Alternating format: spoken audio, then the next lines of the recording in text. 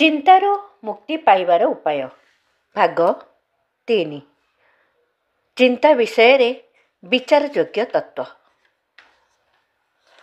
1871 ମସିହାର କଥା। ଆମେରିକାର ଜଣେ ମେଡ଼ିକାଲ ଛାତ୍ର କେବଳ କେତୋଟି ଶବ୍ଦ ପଢ଼ିଲେ ଏବଂ ତାହା ତାଙ୍କର ଚିନ୍ତା ବ୍ୟାଧି ଉପରେ ଆଶ୍ଚର୍ଯ୍ୟଜନକ ପ୍ରଭାବ ପକାଇଲା। ସେ ନିଜ ଅନ୍ତିମ ବର୍ଷର ପରୀକ୍ଷା ପାଇଁ ଚିନ୍ତିତ ଥିଲେ। କ'ଣ କରିବାକୁ ହେବ, ଜୀବନରେ କିଭଳି ପ୍ରବେଶ କରିବାକୁ ହେବ, ଜୀବିକା ଚଳିବ କେମିତି, ଏମିତି ଚିନ୍ତାର ଅନେକ ବିଷୟ ଥିଲା। ଯେଉଁ କେତୋଟି ଶବ୍ଦ ତାଙ୍କ ଜୀବନର କାୟାକଳ୍ପ କରିଦେଲା, ତାହା ଥିଲା ଏହିପରି। ଯେଉଁ କାମ ଅନ୍ଧକାରମୟ ଭବିଷ୍ୟତର ଗର୍ଭରେ ଲୁଚି ରହିଛି, ସେଥିପାଇଁ ଚିନ୍ତା କରିବା ଆମ କାମ ନୁହେଁ। ବର୍ତ୍ତମାନ ଯେଉଁ କାମ ଆମ ହାତରେ ଅଛି, ତାହା କରିବା ଦରକାର।